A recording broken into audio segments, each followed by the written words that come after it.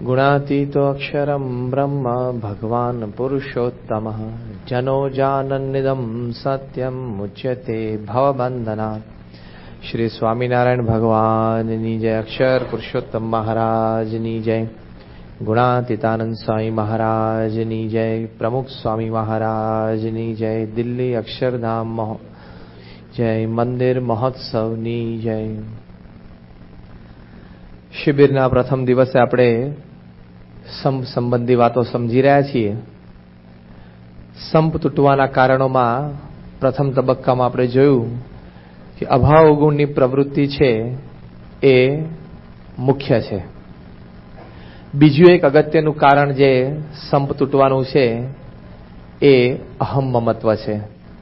અને એ અહમ મમત્વને લઈને જે આપણે મન ધાર્યું કરવાની ટેવ પડે છે, હું જ સાચો છું, મારો જ અભિપ્રાય બધા કરતાં શ્રેષ્ઠ છે, હું કહું એમ જ બધાએ કરવું જોઈએ, હું આ પ્રોજેક્ટનો લીડર છું, આ તો બધા મારે સાથે મને સહકાર આપવા માટે જોડાયેલા છે, એ લોકોએ મારું માનવું જ જોઈએ.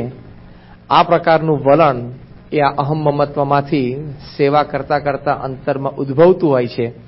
અને એને લઈને ઘણી બધી તિરાડ આપણી ટીમમાં, સાથે કાર્ય કરતા કાર્યકરોમાં, સાથે સેવા કરતા આપણે સૌ મંદિરના સેવકોમાં પડતી હોય છે. એટલે એ અહમ મમત્વ એ ખૂબ ખરાબ વસ્તુ છે. ક્યાં સુધી? તો લોયાના 16મા વચનામૃતમાં, લોયાના 6ઠ્ઠા વચનામૃતમાં ત્યાં શ્રીજી મહારાજ પ્રશ્ન પૂછે છે કે એવો એક કયો દોષ છે કે જે હોય તો દોષ માત્ર આપણામાં નિવાસ કરે, અને એવો એક કયો ગુણ છે કે એ ગુણ જો અંતરમાં રાખીએ તો સર્વે ગુણ આપણા અંતરમાં આવે. તો આ વાતનો ઉત્તર આપતા શ્રીજી મહારાજ કહે છે કે એક માનરૂપી દોષ એવો છે, અહમરૂપી દોષ એવો છે કે એ હોય તો બાકી બીજા બધા જ દોષ આપણા અંતરમાં આવીને નિવાસ કરે. અને સામે આત્મનિષ્ઠા રૂપ એવો ગુણ છે કે ભાઈ હું આ દેહ નથી, હું તો આત્મા છું. એક એવો ગુણ છે કે જેને લઈને તમામ ગુણ આપણા અંતરમાં વસતા હોય છે. આ વાત શ્રીજી મહારાજ લોયાના 6ઠ્ઠા વચનામૃતમાં કહે છે. એટલે માનરૂપી દોષ એ સંબંધી વાત કરતા યોગીજી મહારાજ પણ કહેતા કે માન છે સુપ્રિન્ટેન્ડન્ટ દોષ કહેવાય. એમને અંગ્રેજી શબ્દ સત્યપ્રકાશ સ્વામી શીખવાડેલો. તો યોગીજી મહારાજ કહેતા કે સુપ્રિન્ટેન્ડન્ટ પ્રકૃતિ કહેવાય, કારણ કે એ છે તો બધું જ ક્રોધ, ઈર્ષા, વેર, ઝેર, અભાવ, ગુણ બધું જ એમાંથી ઉત્પન્ન થાય. ન તો આપણે સુખે સત્સંગમાં સેવા ભક્તિ કરી શકીએ કે ના પછી જેના પ્રત્યે આપણને એવો ભાવ થઈ જાય એને કરવા દઈએ. કારણ કે આપણે હમણાં આગલા જ પ્રવચનમાં આપણે સાંભળ્યું કે કેવી પ્રકૃતિ હોય માનીની, કે જેને માની હોય એને કોઈ વ્યક્તિ જો માન આપે તો એ ખોટો હોય તો પણ એને સાચો ઠેરાવે. અને કદાચ કોઈ એને માન ન આપતું હોય, અપમાન તો નથી જ કરતું, હા, એનો અપમાન કે તિરસ્કાર તો નથી જ કરતી પેલી વ્યક્તિ, પણ ખાલી એને માન નથી આપતી એટલામાં તો કદાચ એ વ્યક્તિ સાચી હોય તો એને ખોટી ઠેરવે, ખરાબ ઠેરવે. તો આ માની વ્યક્તિનું લક્ષણ છે. અને એને લઈને સત્સંગમાં ઘણી વખત ઘણા એવા પ્રસંગો બની જાય કે આપણને એમ થાય કે આ સત્સંગ આપણી માટે અસુખ હશે કે શું, દુઃખરૂપ છે કે શું, કે અહીંયા આવીને સતત મને ઉદ્વેગ રહ્યા કરે છે, સતત મને મનમાં બધા પ્રત્યે આવો ભાવ રહ્યા કરે છે. પણ એનું મૂળ કારણ એ છે કે આપણી અત્યંત માની પ્રકૃતિ છે. માનની જબરજસ્ત આપણને અપેક્ષા છે કે બધા મને બોલાવે, બધા મારી સાથે સંબંધ રાખે, બધા મને જરા હળે મળે, બધા મારી સાથે મને અનુકૂળ થઈને જરા રહેવાનો પ્રયત્ન કરે. આવી ભાવના આપણે બધે હોય છે, ઘરમાં હોય છે, જોબ પર હોય ત્યાંય હોય, અહીંયા હોય. નિષ્કુળાનંદ સ્વામી લખ્યું છે ને, આપણી આ પ્રકૃતિ વિશે જ વાત કરી છે કે શોધી આવ્યો તું સત્સંગ મારે ભજવાને ભગવાન. આપણે શેની માટે સત્સંગમાં આવ્યા હતા? ભગવાન ભજવા માટે. હજી આપણે એનો ભાવ છે અને હજી આપણે એ જ કરીએ છીએ, ના નથી, પણ પાછું પાછળથી પાછું બીજું થોડુંક ઉમેરાઈ ગયું. એ શું નિષ્કુળાનંદ સ્વામી કહે છે કે શોધી આવ્યો તું સત્સંગ મારે ભજવાને ભગવાન, આવ્યો તયે તારા અંગ મારે નોતા મોટપમાન, સૌ સંતને શીશ નામતો રે થઈને દાસાનું દાસ, ગુણ ગોવિંદજીના ગાવતો રે જગતી થઈ ઉદાસ. આ પહેલું લક્ષણ, the initial characteristics of a Satsangi. New સત્સંગી, કે મંદિરમાં આવે ત્યારે શું હોય કે સૌ સંતને શિષ્ય નામતો રહે. ખાલી સંતો નહીં, બધા હરિભક્તો નહીં, પ્રેમથી જે સ્વાંગ કરે, ગુણ ગોવિંદજીના ગાવતો રહે. એક ભગવાન પ્રત્યેની એની ભક્તિ હોય અને ભગવાન જ આમ કેન્દ્ર સ્થાને રાખતો હોય. પછી શું થયું? ગુણ ગોવિંદજીના ગાવતો રહે, જગતી થઈ ઉદાસ. પછી ધીમે ધીમે સત્સંગમાં એ ગયું તારી ગાંઠનું રે બીજું પેઠું પાપ. એ ગાંઠનું હતું, પણ પછી આ બધી સત્સંગમાં જાત જાતની ક્રિયાઓ બધી કરી એટલે એ ગયું તારી ગાંઠનું રે બીજું પેઠું પાપ. લઈ લીધું લક્ષણ લાઠનું રે અવળું કર્યું આપ. બની વાત ગઈ બગડી રે કૌથાણું છે કામ. દિલે સળગે છે સગડી રે સૌનો થાવા શ્યામ. કે અંતરમાં શું અંતરમાં હવે પ્રગટે છે, સળગે છે? સૌનો થાવા શ્યામ. એટલે કે બધાથી હું અધિક છું એવું બધા મને માને. પછી એ ખાલી બુદ્ધિથી નહીં, આવડતથી, હોશિયારીથી, ગુણથી, એના કરતાં મારી આધ્યાત્મિકતા, સત્સંગ પણ અમારો વધારે દ્રઢ છે, જૂનો છે એવું મને જાય. મારો સત્સંગ જૂનો છે એ વાત ઉપર તો ઘણો બધો માનનો દાવો રહેલો છે. ઘણા એમ કે સ્વામી અમે તો, અમારે તો સ્વામી 2 પેઢીથી સત્સંગ છે, પણ તું અત્યારે પાનનો ડૂચો મોઢામાં છે તારે, તું નથી રવિવારની સભામાં આવતો, તને સત્સંગ પરીક્ષા જેવું કંઈક અંગ આ પૃથ્વી ઉપર સત્સંગમાં અસ્તિત્વ ધરાવે છે જ ખબર ના ગણન તો, અને તું કે અમે 2 પેઢીથી સત્સંગ છે. પણ જૂનો સત્સંગ એ માન માટેનો સીધો જ દાવો કરે છે લોકો કે અમારો સત્સંગ જૂનો. કોઈ હરિભક્ત હોય ને, ઉત્સાહથી સેવા કરતો હોય ને, તો એ તરત આપણે આપણા વર્ષો સાથે કમ્પેરિઝન કરીએ કે તો 5-7 વર્ષથી આવે છે સત્સંગમાં, અમે તો 15 વર્ષથી સત્સંગી છીએ. પણ 15 વર્ષમાં તારે જે કરવાનું હતું એ પેલા 5 વર્ષમાં કરી નાખ્યું, ખબર પડી, અને આપણે હજી 15 વર્ષમાં ના થયું. એ અંતરદ્રષ્ટિ કરવી પડે. પણ એ માન રૂપી મોટો બ્લોક આડો આવી ગયો અને એમાં એન સર્કલ થઈ ગયા. પછી એ બહાર નીકળવું બહુ જ કઠણ. અને ક્યાં સુધીની આ પ્રકૃતિ છે, આ બેરિયર તોડવું કેટલું અઘરું છે. પંચાળાના 3જા વચનામૃતમાં શ્રીજી મહારાજ કહે છે, પરમહંસોને કહે છે કે પરસ્પર પ્રશ્ન ઉત્તર કરો. ત્યારે મુનિ બાવાએ બ્રહ્માનંદ સ્વામીને પ્રશ્ન પૂછ્યો.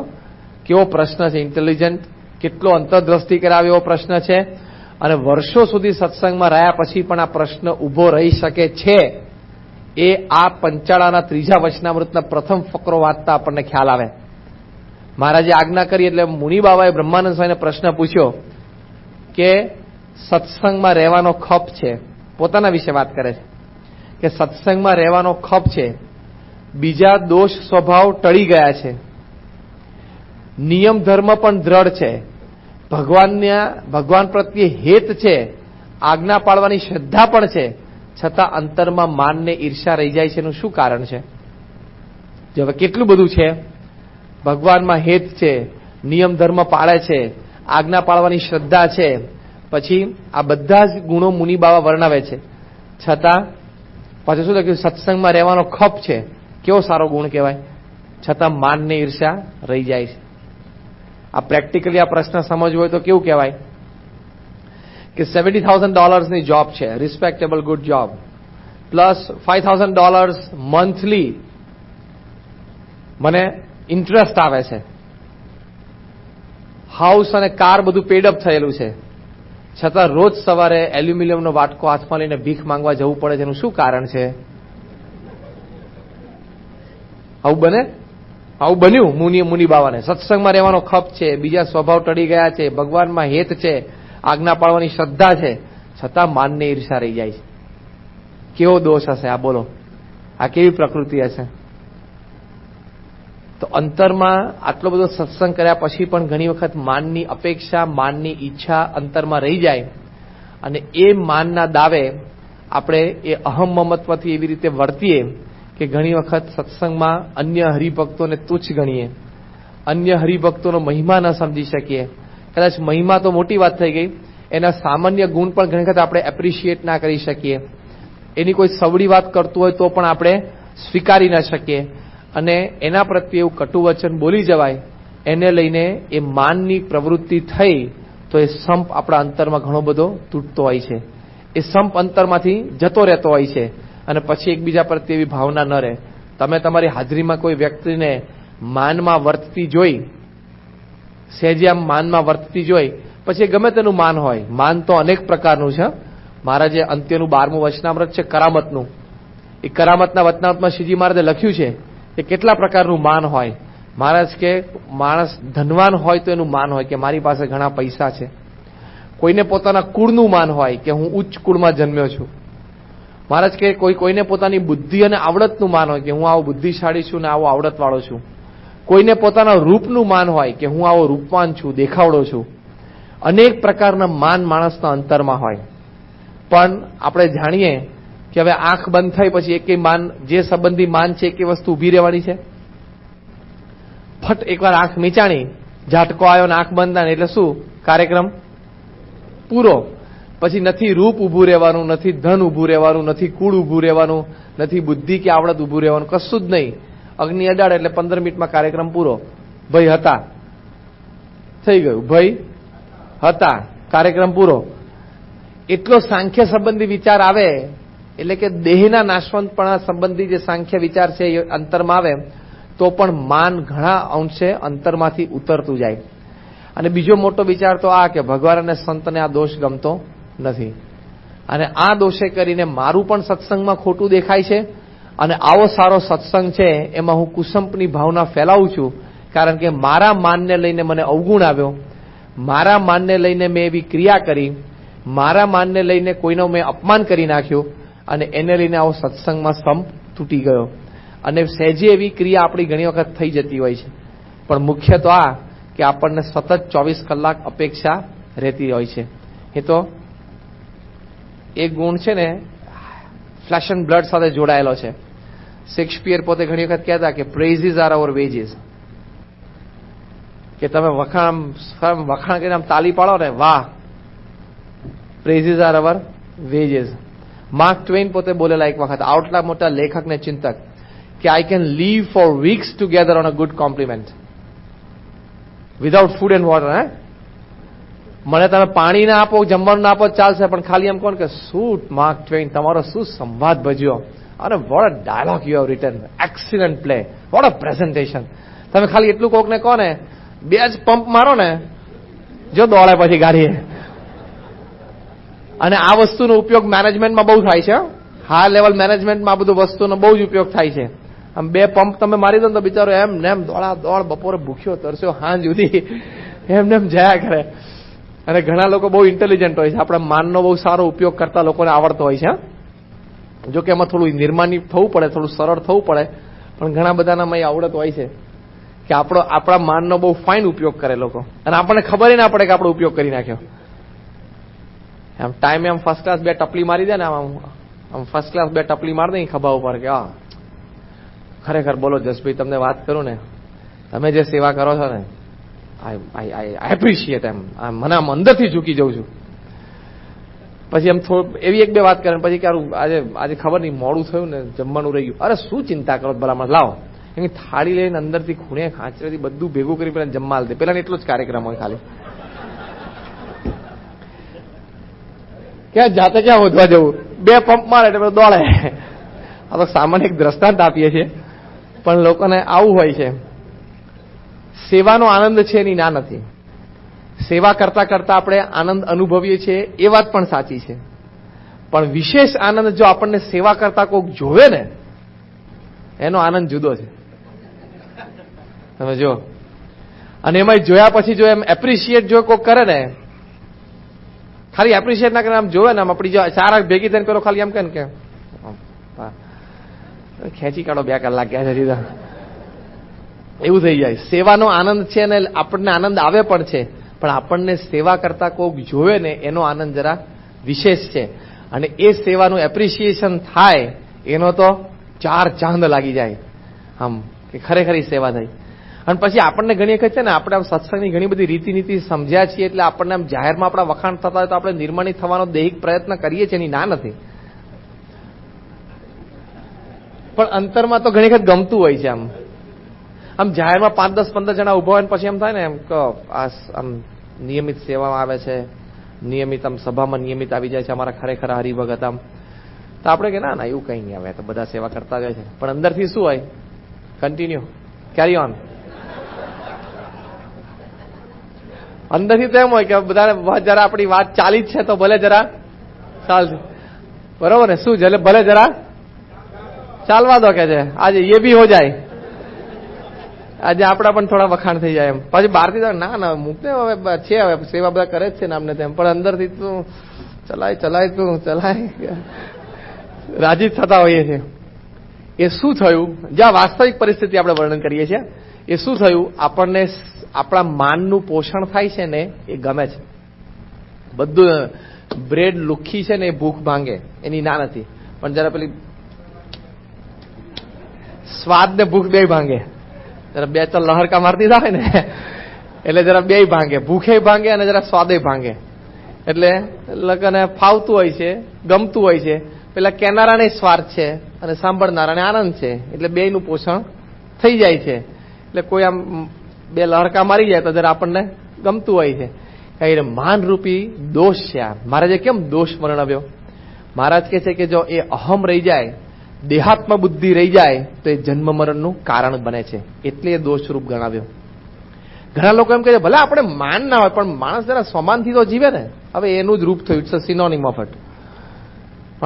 આપણે ભલે માન નથી, I don't expect anything big from somebody, પણ ઓકે માણસ જરા આમ સેલ્ફ રિસ્પેક્ટથી આમ સ્વમાનથી તો જીવવો જોઈએ ને.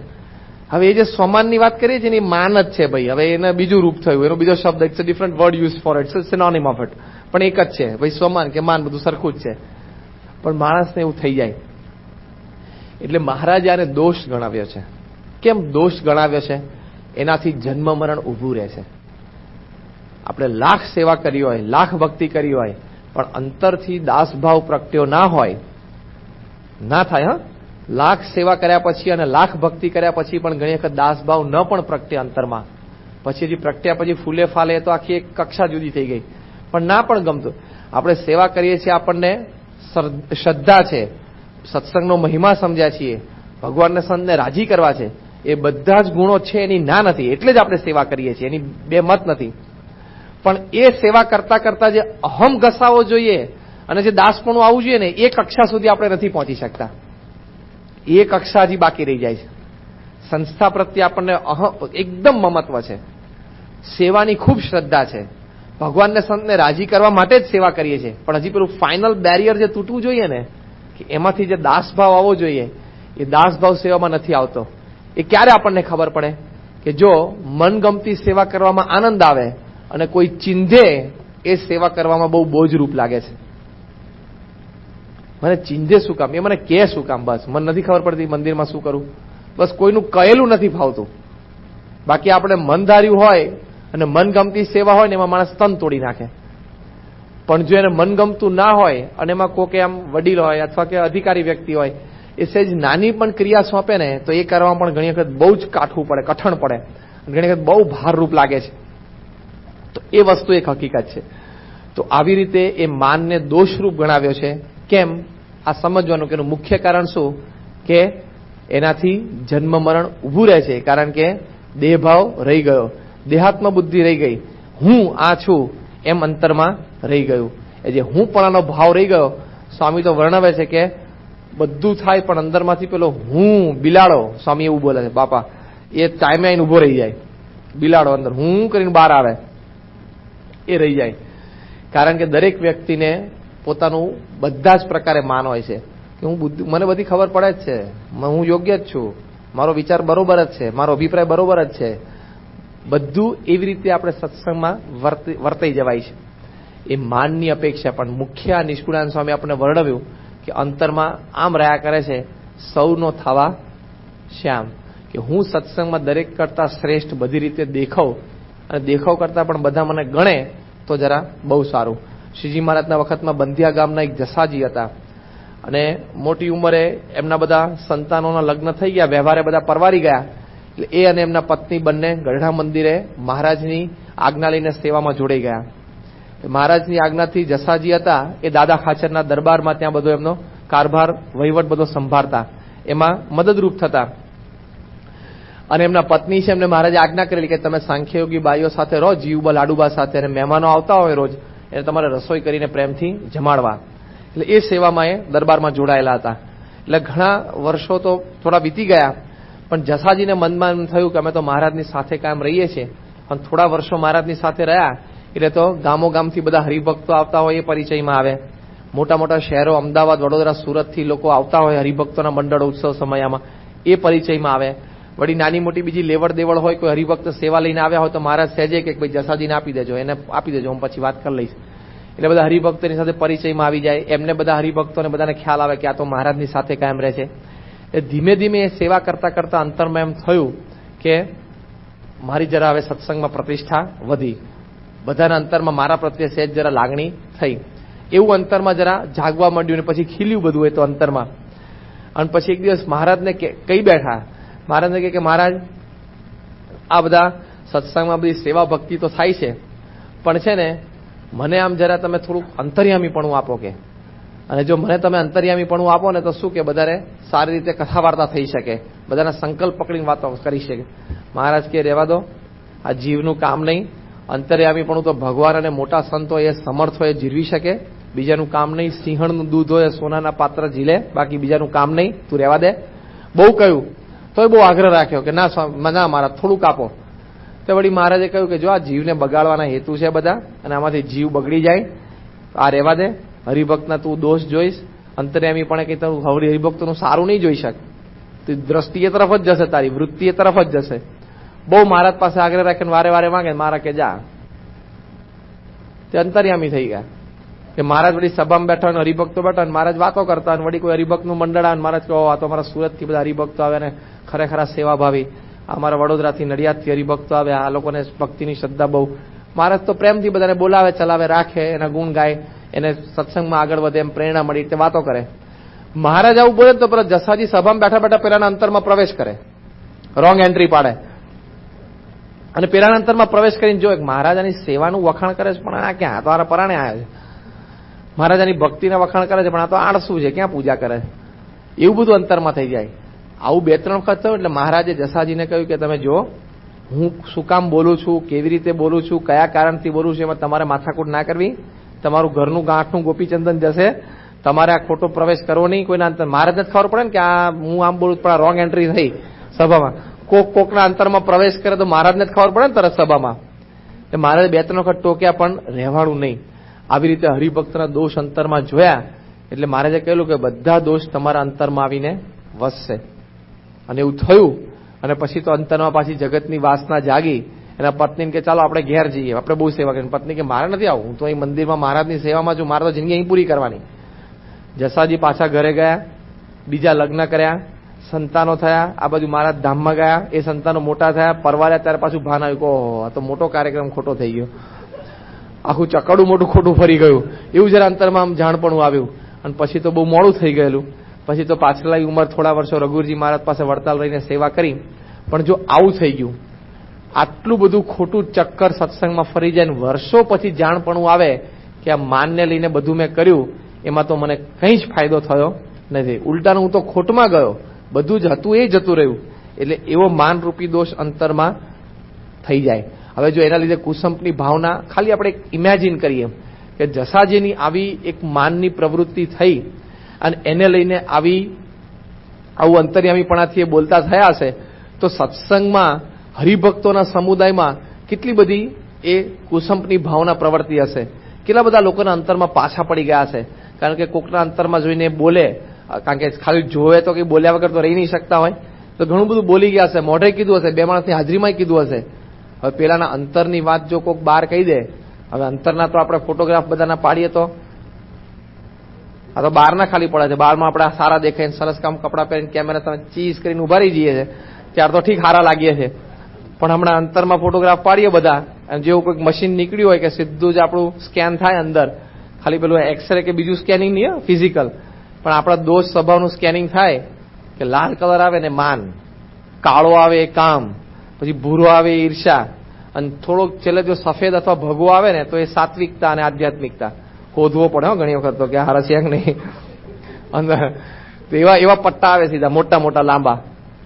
પણ એટલે હોય ધીમે ધીમે બધા શ્રદ્ધા ભક્તિ પ્રમાણે પોતપોતાની શ્રદ્ધા ભક્તિ પ્રમાણે કરતા હોય ને બધા ધીમે ધીમે આ સત્સંગ દિવ્ય છે એટલે નિર્વાસનિક થતા જાય છે, એની ના નથી. પણ એ અંતરમાં જોઈએ તો આવું થઈ જાય. કેટલી બધી અંતર એકબીજા પ્રત્યે આવી ભાવના, કેટલા વિખવાદો ઉભા થયા હશે, કેટલી બોલાચાલી થઈ હશે, જસાજી પ્રત્યે કેટલો બધો લોકોને અવગુણ આવ્યો હશે કે આવું બોલે છે સત્સંગમાં, કેટલી વખત મહારાજ પાસે વાત ગઈ હશે. આ તો બધું આપણે સમજી શકીએ છીએ કે આવું બધું ઘણું બધું થયું હશે.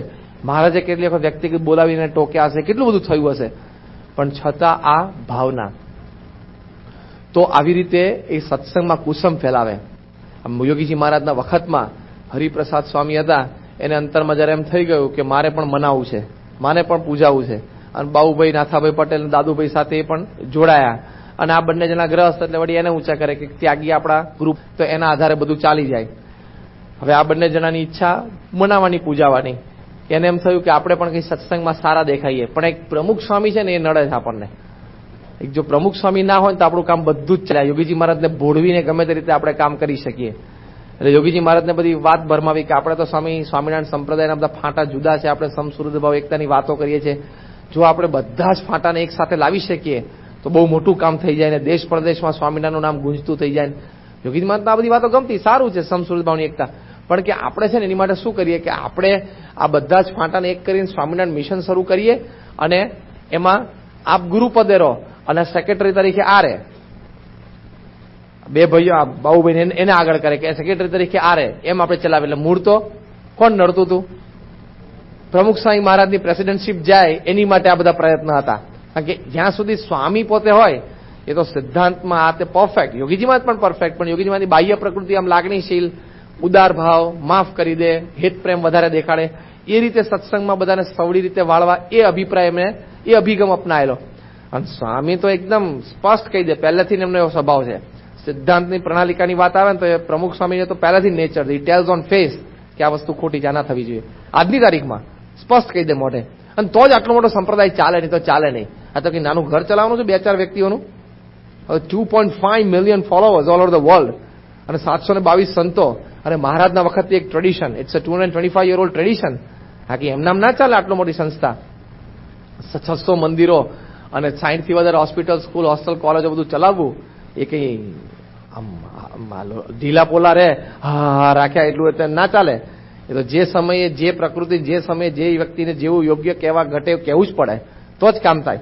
હેત પ્રેમ લાગણી અંદરથી 500%, પણ સ્પષ્ટતા કરવી પડે. એટલે આ સ્વભાવ, એટલે કે આ એક સાહજિક પ્રકૃતિ જે સ્વામીની હતી, અને એક ગુણ જ કહેવાય, પણ એ આ લોકોને ગમે નહીં, પસંદ નહીં. એટલે પછી બધી આવી બધી વાત પ્રવર્તાય. એમાંથી પછી એ લોકોએ આ જ ચાલુ કર્યું કે આપણે બહેનોને દીક્ષા આપી છે. યોગીજી મહારાજ તો બહુ જ ના પાડી, લગભગ 100 વખત દાદુભાઈના હાથમાં પાણી આપ્યું હશે, તમે આ રહેવા દો.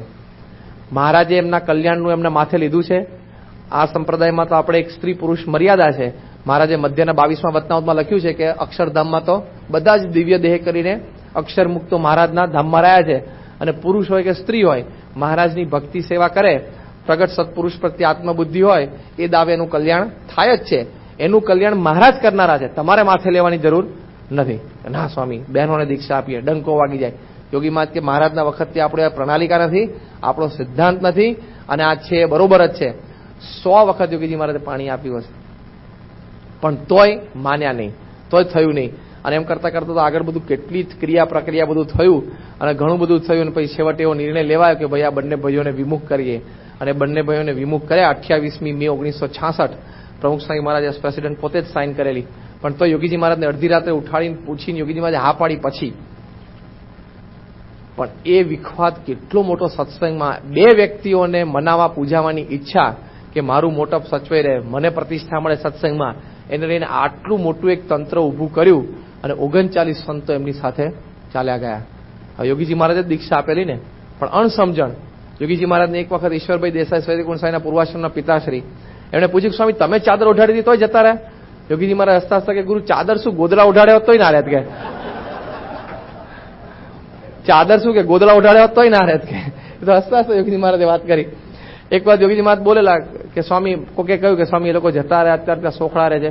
સ્વામી કે સંભાળવાના જ નહીં, ટાઢા પાણી એ ખસ ગઈ, જતું જ રહ્યું, સંભાળવાનું જ નહીં. અને યોગીજી મહારાજ પણ એ 28મી મે 1966 થી 23 જાન્યુઆરી 1971 ધામમાં ગયા, ત્યાં સુધી ઓલમોસ્ટ 4.5-5 વર્ષ યોગીજી મહારાજે એક પણ વખત એમને સંભાળ્યા નથી. અત્યારે એમની સાથે રહેનારા સંતો અને હરિભક્તો કહે છે કે not a single occasion that Yogiji Maharaj ever just remember them કે એ લોકો શું કરતા, nothing doing, gone is gone. Yogiji Maharaj કે ટાઢા પાણી ખસ ગઈ, પતી ગયું.